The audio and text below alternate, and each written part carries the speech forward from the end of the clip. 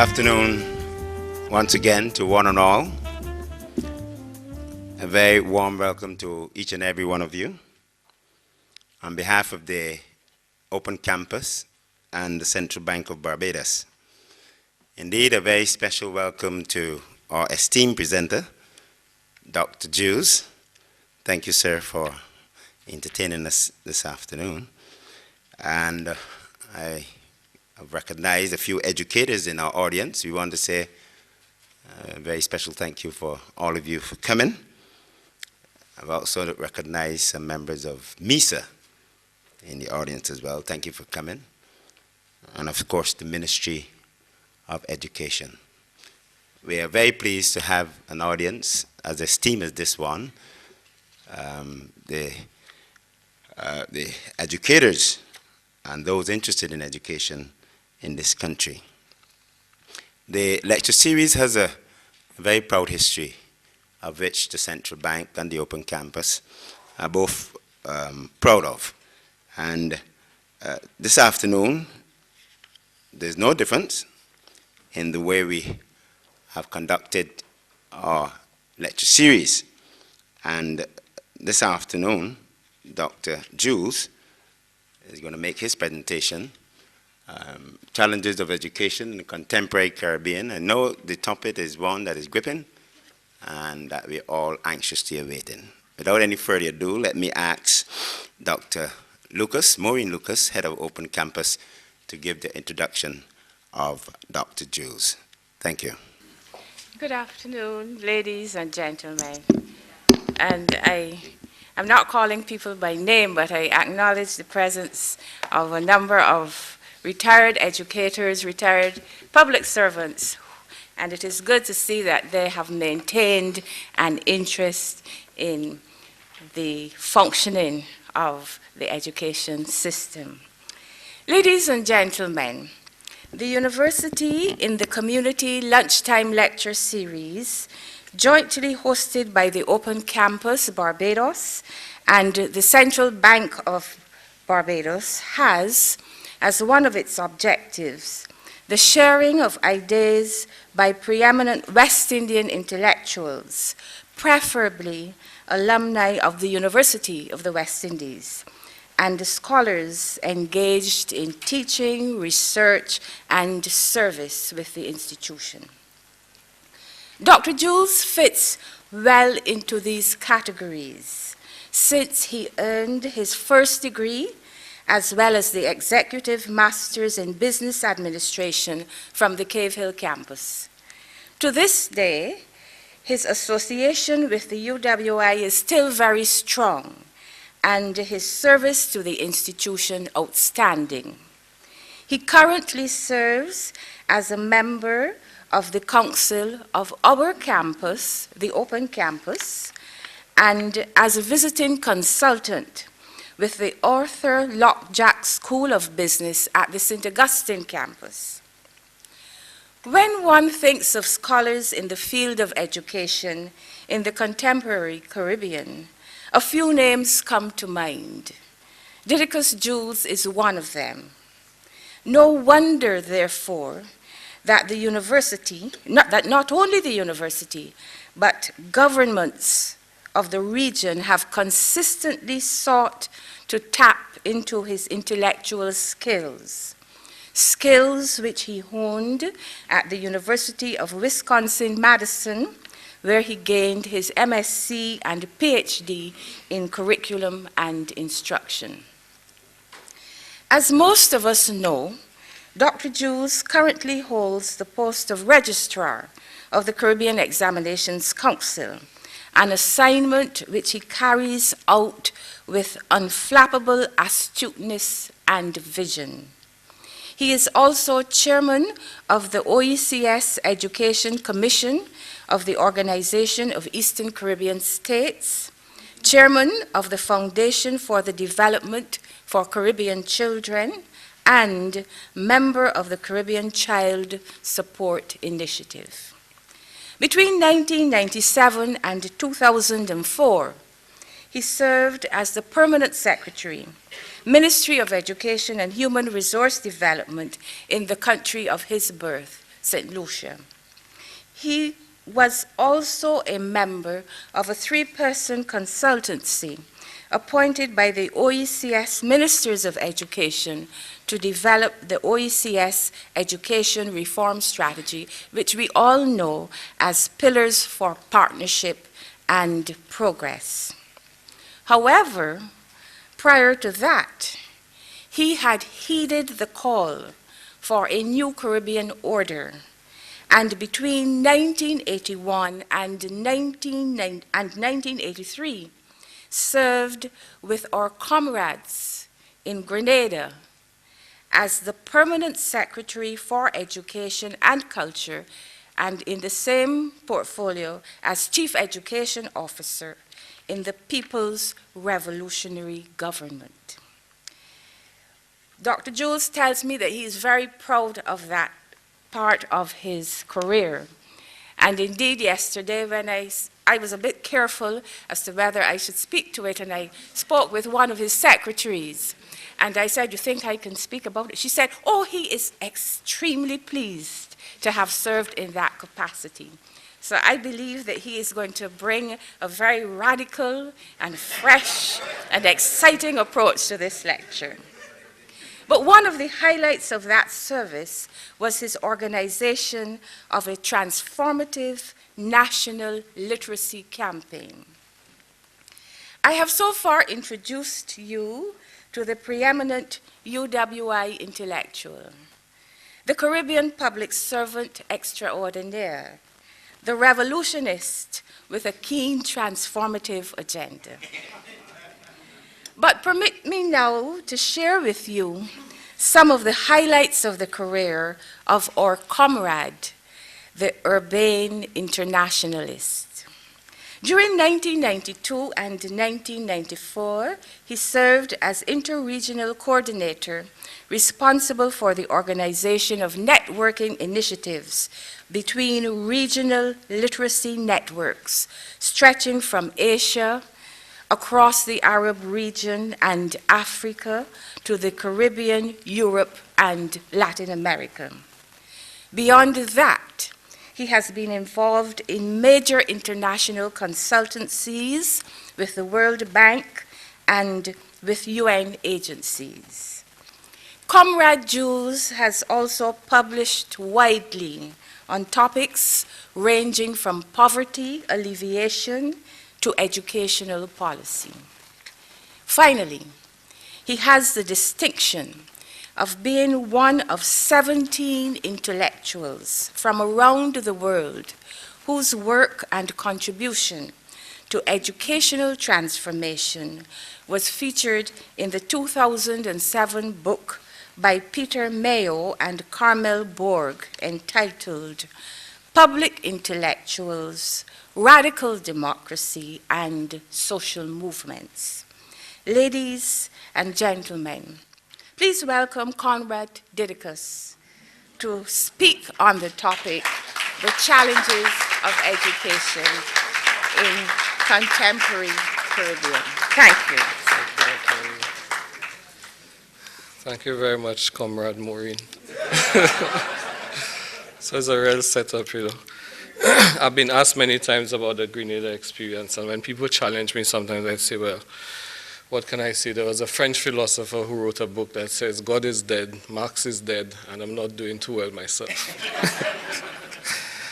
So thanks for coming to this seminar for the day, because a topic like this, really to be properly explored, requires quite some time, but I'm going to try to do justice to it within the period that I have. In the past decade, the narrative of education in the Caribbean has been a lamentation of failure, and in focusing on what is wrong, we have increasingly ignored what is also right. The problem with this unidimensional approach is that by not taking account of the water that half fills the glass, we fail to grasp the lessons of how the glass came to be half filled and better equipped to fill it. While there is much that is wrong, there are significant things that are right, and it is only by a thoughtful digestion of our experience that we can effectively envision the answers to the problems of today and shape the solutions of tomorrow. The reaction to the glass being half empty is also a panic, knee-jerk response, which, like a predictable stroke, is induced annually when the results of CSEC exams are released by CXC. I would not want to overdo the metaphor of the glass being half full and empty, but the reality is that, one, the glass being half filled did not become half empty overnight. Our persistent concern about the water level is always about the water level, and not with the leaks in the glass that account for the decline in water level. And of course, the reflexive discourse is about who is responsible for the water leaks, rather than an instinctive determination to fix the glass or even to change the glass. So let's be clear about the historical accomplishments of Caribbean education. The most critical thing to grasp is that the provision of mass education has been the single most important instrument of social and economic emancipation of Caribbean people. At every stage of our historical evolution, the expansion of education has provided the human resource underpinning required to support change in society and economy. In the post-emancipation era, it was the provision and expansion of primary education that facilitated the emergence of modern Caribbean society and the move from plantation economy to a more inclusive production economy. In the post-independence period, the expansion of secondary education facilitated the movement towards a service economy. And today, in the provision of tertiary education, it is the provision of tertiary education that will provide the human resource drivers for the knowledge economy. So let's turn to the emptiness of the glass, since that's an overwhelming preoccupation of press, parent, and pundit. Every year when CSEC results are released, the greatest preoccupation is always the issue of performance. And poor performance is invariably more attention-grabbing than good performance. There is hardly any time spent on the celebration of good performance where it presents, but an inordinate amount of pontification on poor performance. While weak performance is always a cause for concern, it is important that we put things in perspective. The problem of performance in Caribbean education is not simply a narrative of individual failure, but is also an expression of systemic meltdown. Put simply, that learners are failing in significant numbers is an expression of the fact that our education systems are fundamentally flawed. And despite comparatively higher ratios of Caribbean investment in education than even some OECD countries, we are failing to deliver efficiently and effectively. Let us focus briefly on some performance statistics spanning the last 8 years of CXC examinations to note some of the indicators of systemic failure. In CSEC, the percentage of candidates obtaining grades 1 to 3 increased steadily from 2006 with 58% acceptable grading to a peak of 68% in 2010, after which a pattern of decline emerges. In terms of territorial performance, the trends are generally common to all participating territories.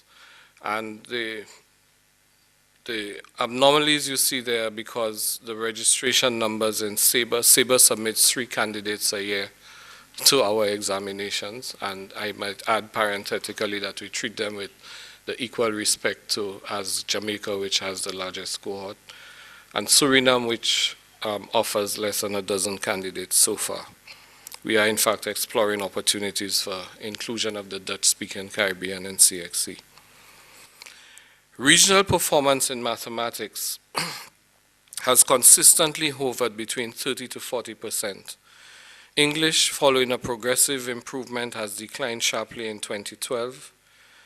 For most subject areas, the pattern has been one of decline except for information technology, which is not surprising given its convergence with candidates' fascination with ICT. Despite very low enrollment, the technical subjects have shown only slight fluctuation with relatively better performance than the academic subjects, although enrollments there are very low. Overall regional performance in Cape has fluctuated over the period. Territorial performance has trended to improvement in 2012, but the pattern of performance has been similar across territories. Regional performance in Cape technical subjects has been weak, with a significant decline in 2012. And I've put, you notice on some of those slides, the 100% barb there to give you a sense of the gap between acceptable performance and what is possible. The gaps in performance that we see from these statistics are symptomatic of a system in urgent need of quality improvements. The equity imperative is still hidden from view, and the most dramatic indicator of this is the percentage of the cohort who are not entered for examinations because they are deemed unable to sit CSEC by their school or whoever. If we are to compute the real percentage of acceptable grades in relation to that cohort, then we can gain a true appreciation of the arithmetic of wastage at secondary level. This constitutes not only a challenge of quality, but also of equity, as our unstructured observations at CXC suggest that the poor and the vulnerable are overrepresented in this educational purgatory. Parents as well as taxpayers may justifiably wonder about the unacceptable wastage of public resources and their private equity in a system which shows so little return for so many and so limited accomplishment for so few. Is it acceptable that after all of the investments by our governments and by parents over the 5 years of secondary education, a student is allowed to exit the system without even being given the opportunity to obtain the exit certification? Is it not a further indictment of the system that the only exercisable option is remediation that is more of the same diet? This reality goes far deeper than the statistics. When in some parts of the region, almost half of the cohort who entered secondary school will exit 5 years later without qualifications, without hope, and with a cultivated sense of failure, then the prospect of creating a Caribbean civilization becomes nothing more than an illusion. An examination of individual subject enrollment, whether in CSEC or CAPE, as a percentage of the largest subject registration, also provides us with another angle of perception on systemic wastage. It is generally accepted that for most forms of decent wage employment, a minimum of 5 CSEC subjects is required. Everyone sits English A, language, and mathematics, and the status of the other subjects are tenuous, and you can see them represented here. 62% of the entries, well, English is the largest cohort, so it stands at 100%. Mathematics, 96% of that entry base. 62% of the entries are in business subjects, but only 44% are in the sciences. The visual and performing arts, and remember that all of our leaders boast about the Caribbean having a global competitive advantage in the field of cultural expression, but 7% of the English cohort who enter is what enters for visual and performing arts. The technical subjects, 10%, despite the overwhelming rhetoric about technical and vocational education being so critical in these times. And I might add to, it is really sad the way we overlook what we have to seek what we don't have or what we don't own. Because from CXC will be 40 years old next year. From its inception, the technical subjects have been treated with equal weighting as the academic subjects. IT, 27%. English B, which is literature, is offered by only 23% of the candidates sitting English A. And we've often been asked why does CXC not call it language and literature? I believe that it was named English A and English B because they were conceptualized as two sides of the same coin. Literature is the highest expression of language, and the mastery of language is incomplete without the sensibility cultivated by literature. The pattern is similar in CAPE, but encouragingly, the highest enrollments are in the business studies and the sciences. Cognate areas of concern are the technical subjects with only 5% of the registration. And again, to come back to the political narrative, if we're serious about technical and vocational education and about the participating in a knowledge-driven, ICT-enabled new age, then it is not enough for us to be doing TVET at basic skill level or TVET at CSEC level. We need to move TVET to higher and higher levels. I had the privilege of attending the World Conference on TVET in Shanghai earlier this year. And in the presentation on the Chinese experience and several other cutting-edge experiences, what was very clear and distinctive is that TVET has been treated as part of a seamless education system, so that the opportunities exist not just at basic skill level, but going right up to the highest levels of professional attainment.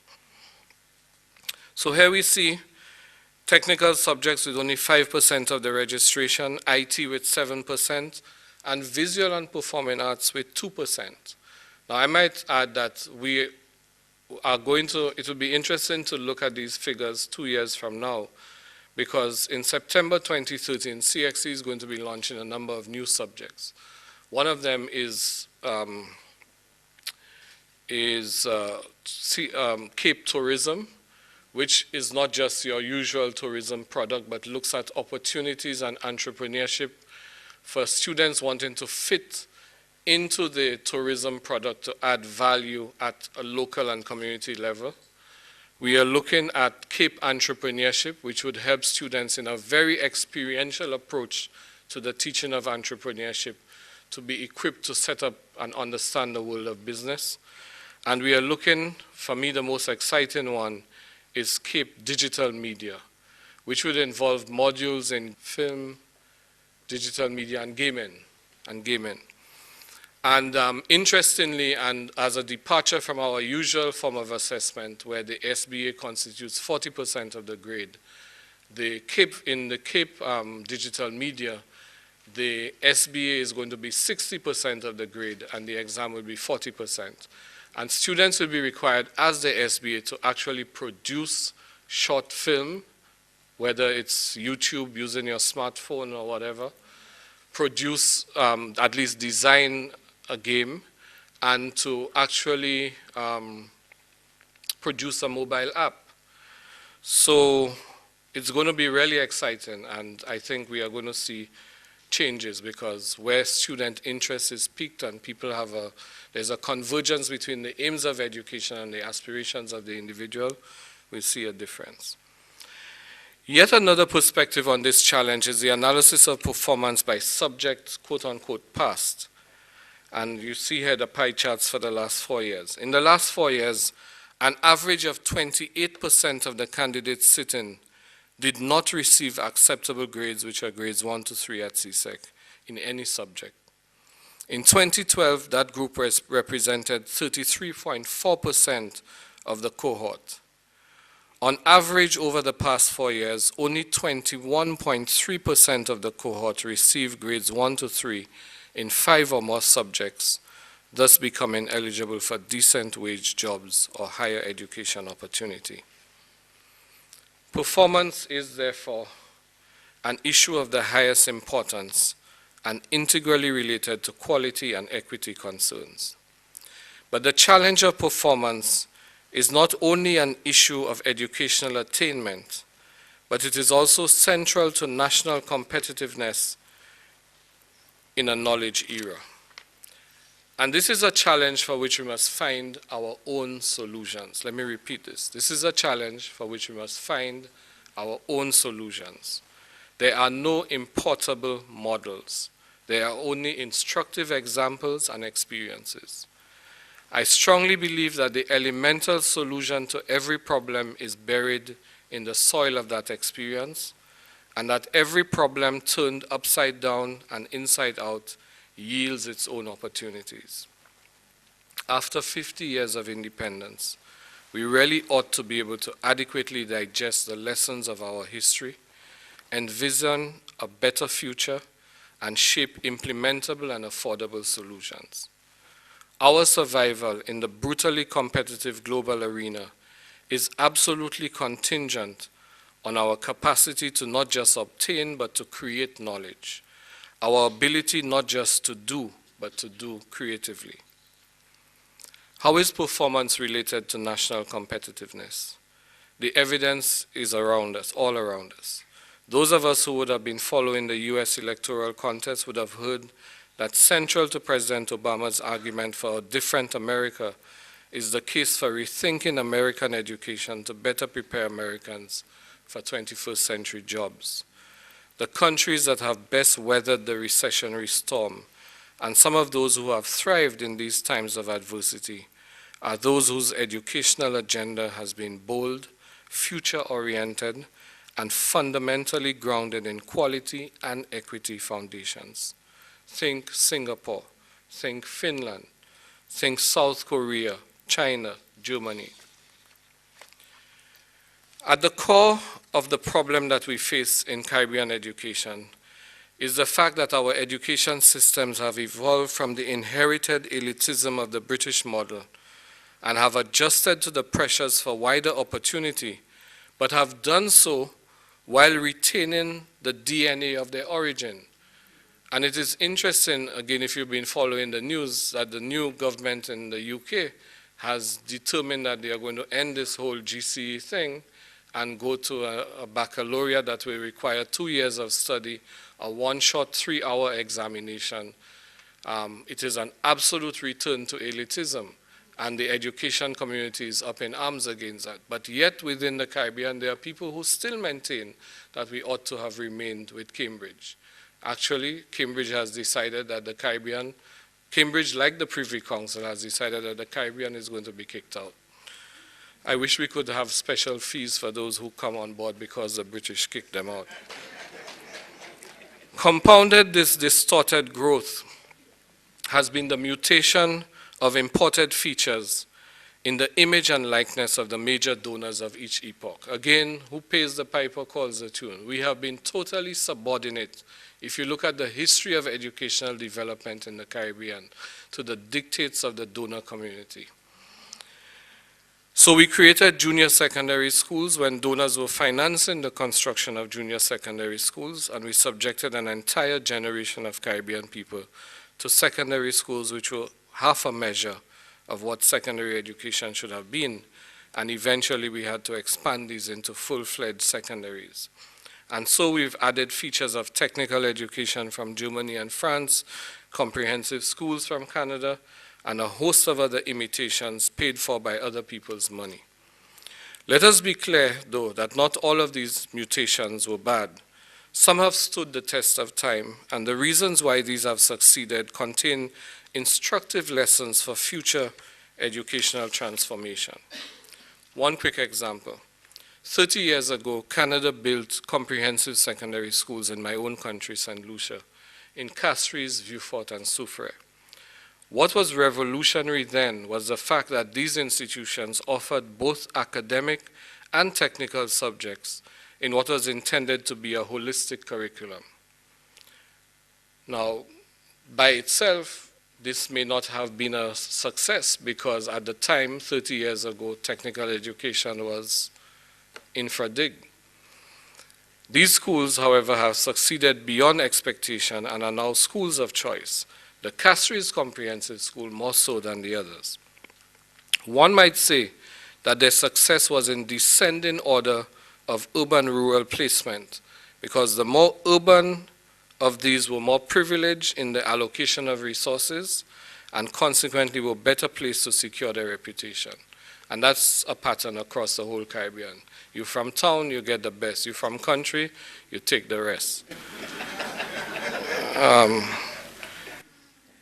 But the elemental reason for the survival of this model lies, I believe, not simply in the strength of the model itself, but in the coincidence of the Caribbean Examination Council offering technical subjects on the same level as the academic subjects.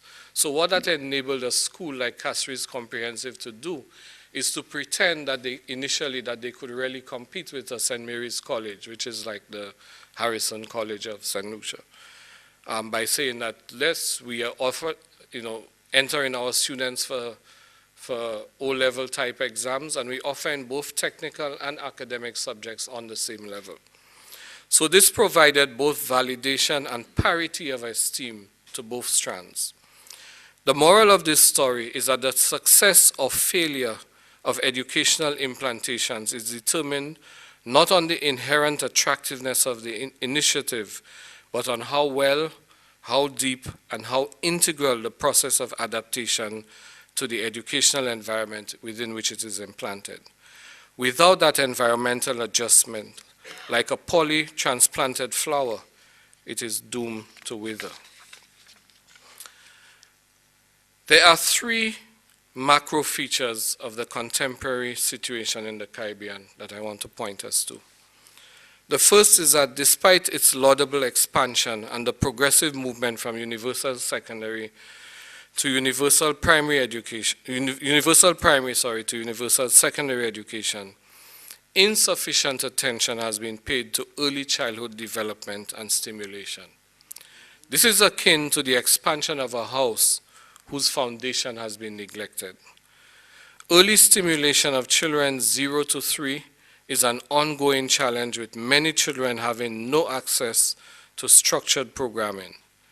In 33% of countries for which there is information, there is a complete lack of any such programs at the state level. Charles and Williams 2012 warned, and I quote, "Data on participation rates in formal education programs expressed as a percentage of the eligible age cohorts across 7 countries show that significant portions of the early childhood cohorts are not exposed to structured early childhood programming.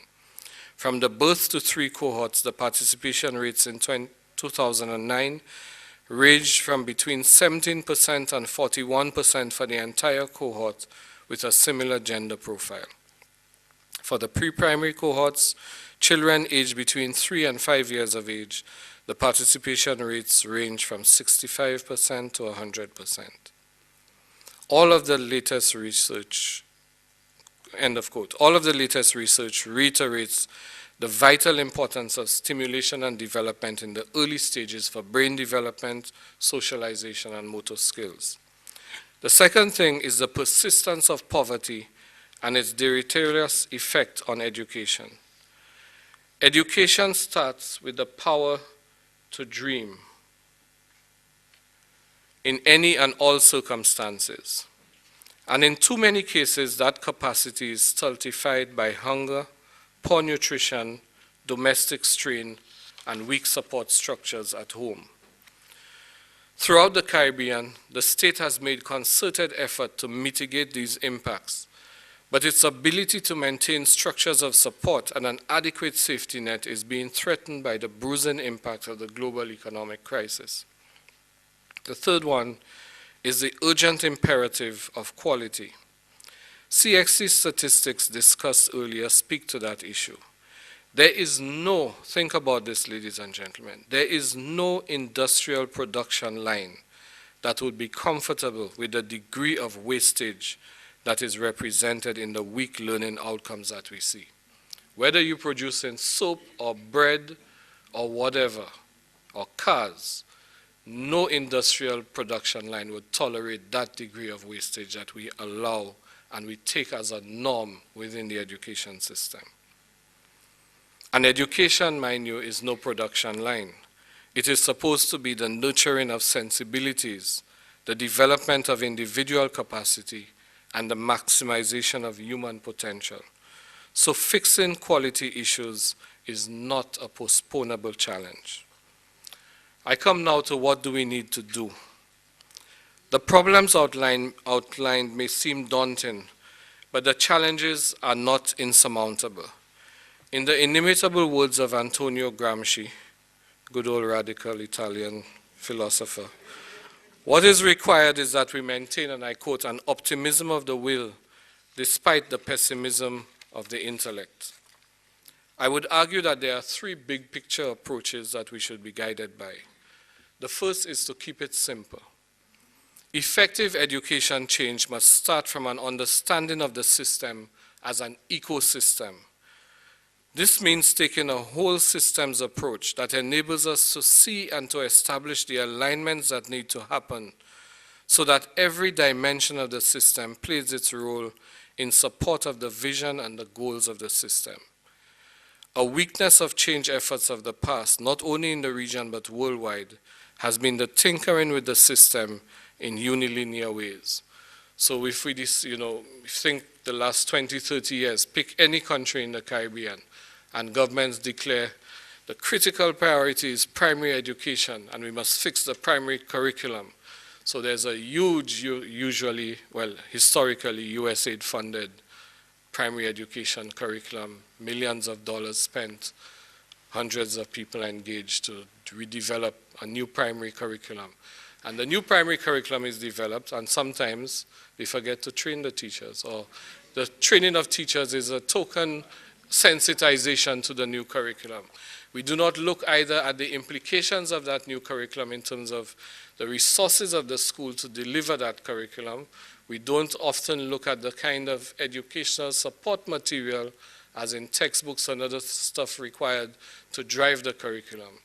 We do not look at the forms of assessment of the new curriculum to be sure that our assessment of that curriculum is in line. I know that is one of the beautiful things about working in a place like CXC, because at the end of the day, no matter what education reforms you do, teachers will always teach to the test. So the new thinking in CXC is, if teachers will always teach to the test, and we then change the way we test, then we force the system to change the way they teach and the way people learn. Right?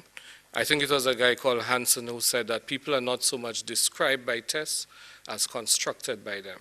And if you think about it, this is so important for the futures of your children. What happens to your kid at common entrance? Their results then marks or scars them for life. CSEC, the same thing, right? That determines the doors of opportunity and the permutations that are open to you. So, knowledge paradigms have also changed fundamentally, and the information and communications revolution has dramatically altered everyday life in the global village. This poses a challenge for all, from the most technologically sophisticated to the least developed, but it has also created unprecedented opportunities for leapfrogging from periphery to closer to center. The emergence, for example, of mobile cell phones in Kenya, almost rendering fixed lines obsolete, and facilitating an array of mobile services that have been reshaping opportunity for farmers, fishermen, housewives, and rural and urban folk. The lesson of the Kenya experience, in fact, Kenya, I think, has the highest penetration of mobile banking anywhere in the world right now.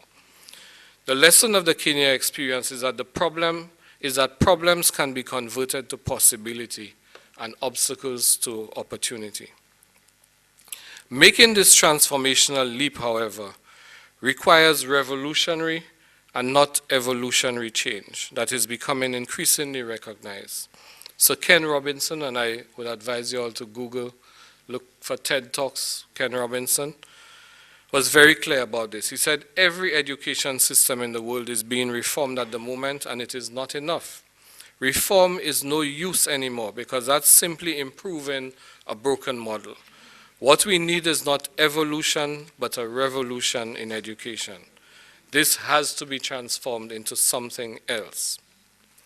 My second issue, back to basics.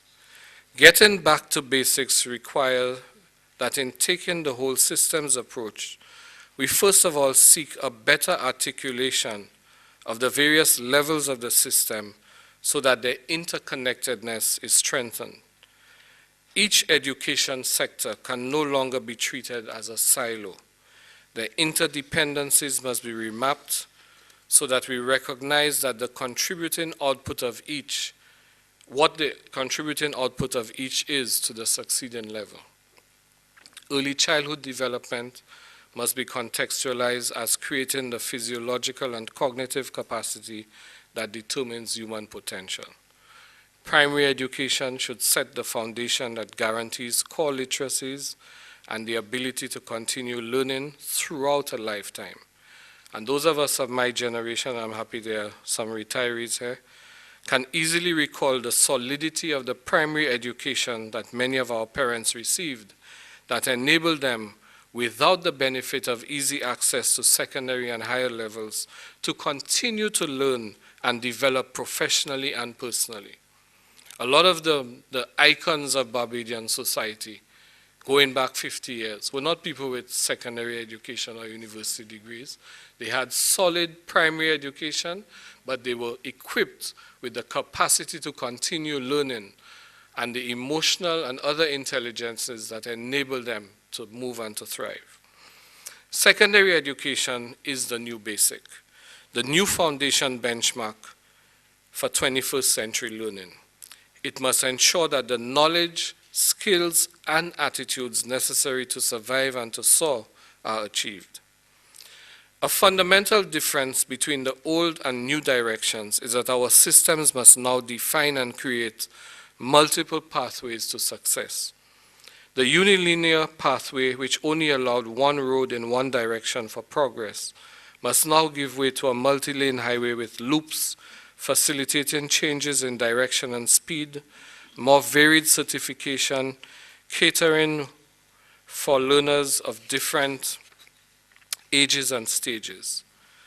Given the historical deficits that we have accumulated in the past 2 decades, creating robust opportunities for second chance education is an urgent imperative.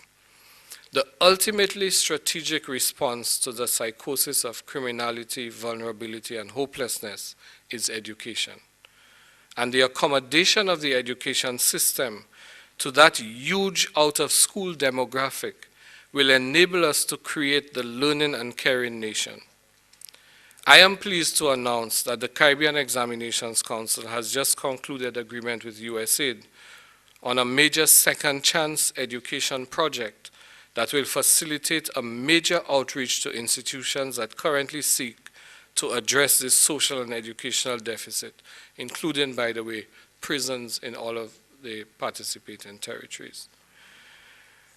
And the reinforcement of our certification in CXC to create these multiple pathways.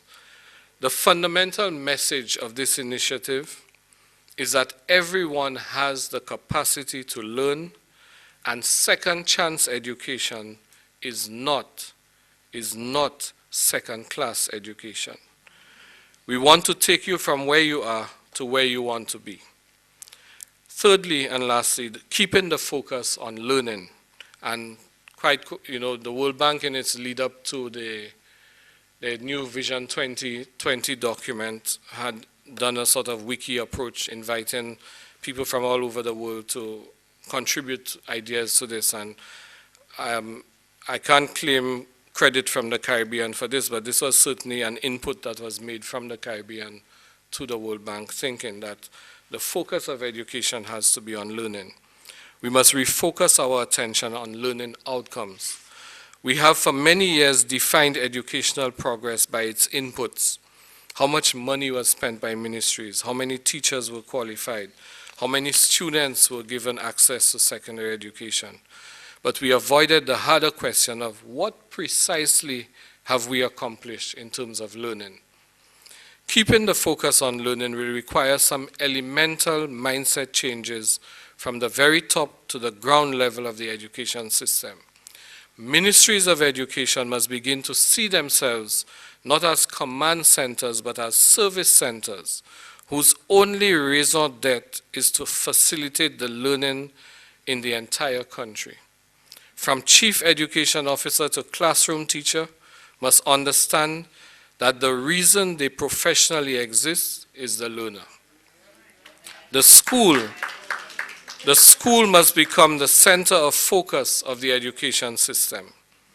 Some of the performance statistics presented earlier raised troubling questions about wastage of resources, but more disturbingly, of the waste of human possibility and capability. The 56% of the 2012 cohort who obtained acceptable grades in only one or no subjects are the casualties of a system in which failure is structural.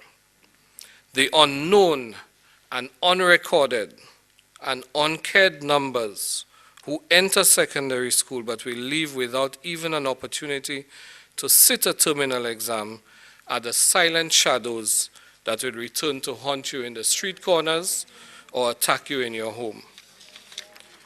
They are available recruits for the desperate and the dispossessed who our system has condemned to failure. In concluding, allow me to state that while the pursuit of excellence must be an immovable goal, this will require a different approach to failure.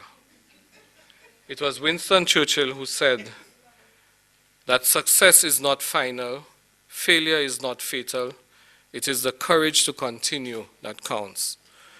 And in persevering, we should be mindful of the admonition of Francis Bacon that there is no comparison between that which is lost by not succeeding and that which is lost by not trying.